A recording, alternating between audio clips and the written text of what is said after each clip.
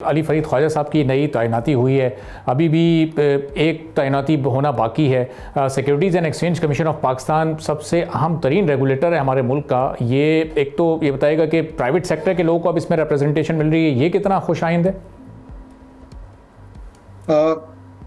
Thank you very much for having me on your show.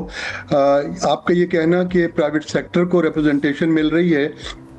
اس کی تھوڑی سی میں تصحیح کرنا چاہوں گا آپ کی اجازت سے،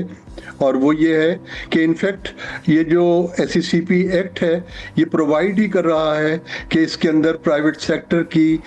جو تعداد ہے یا ریپرزنٹیشن ہے وہ زیادہ ہوا کرے گی۔ اور یہ اگر ہم دیکھیں تو 2000 کے اندر ایکچولی SCCP فنکشنل ہوا، اور پھر اس کے بعد جتنے بھی اس میں کمشنرز اپوائنٹ ہوئے، and I was also one of them at that point of time,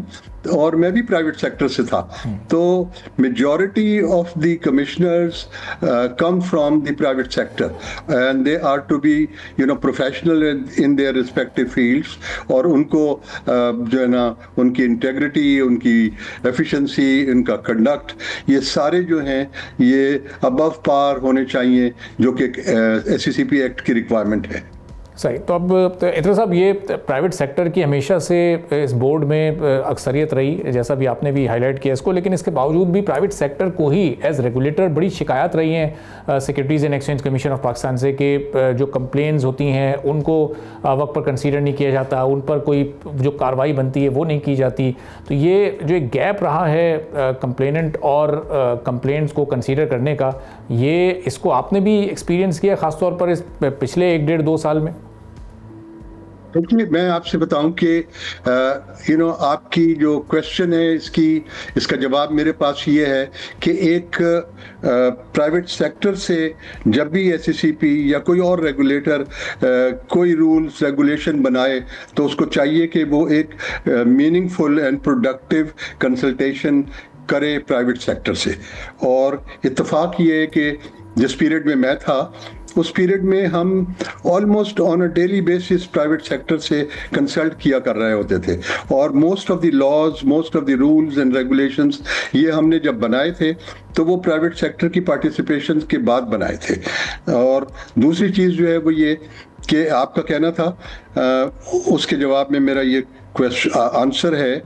کہ جناب SCCP کے اگر اسٹرکچر کو دیکھیں تو یہ 2 لیول کا اسٹرکچر ہے۔ ایک لیول ہے SCCP کا کمیشن، اور اس کمیشن کے ممبرز جو ہیں یا کمشنر جو ہیں وہ منیمم 5 اور میکسیمم 7 ہوا کرتے ہیں۔ ابھی تک ہمارا 25 سال کا تجربہ تو یہی ہے کہ یہ 5 پر ہی رہا، میکسیمم نمبر 7 کا نمبر نہیں کبھی ہم نے اچیو کیا، یا اس کی ضرورت نہیں تھی۔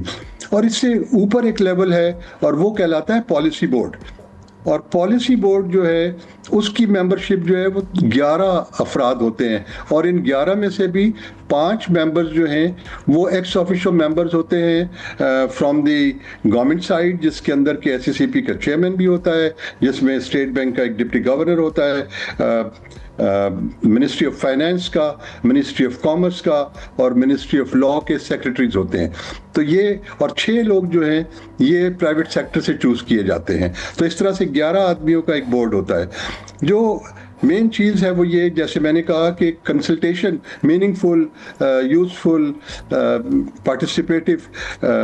کنسلٹیشن ہونی چاہیے between the private sector, the regulator and the regulatees. Regulator نے اگر اپنا کوئی ریگولیشن بنایا without the consultation of the regulatees تو اس کے اندر later or sooner or later آپ کو ڈیفیکلٹیز نظر آئیں گی اس کی امپلیمنٹیشن میں۔ دوسری چیز جس کی ضرورت ہے میرے نزدیک وہ یہ کہ یہ جو پالیسی بورڈ ہے جو ایکچولی سپروائز کر رہا ہے کمیشن کو، اس پالیسی بورڈ اور جو commission it self, that is the 5 commissioners and the commission, اور جو پالیسی بورڈ ہے، ان کے درمیان بھی ایک ریگولر کنسلٹیشن، ریگولر میٹنگ ہوتی رہنی چاہیے۔ اور میں سمجھتا ہوں کہ ان کے جو جورسڈکشنز ہیں دونوں کے، ان کو ریویو کرنے کی ضرورت ہے کہ پالیسی بورڈ کن کن چیزوں کو ضرور دیکھے گا۔ سبسکرائب کریں اور بیل دبائیں تاکہ کوئی خبر رہ نہ جائے۔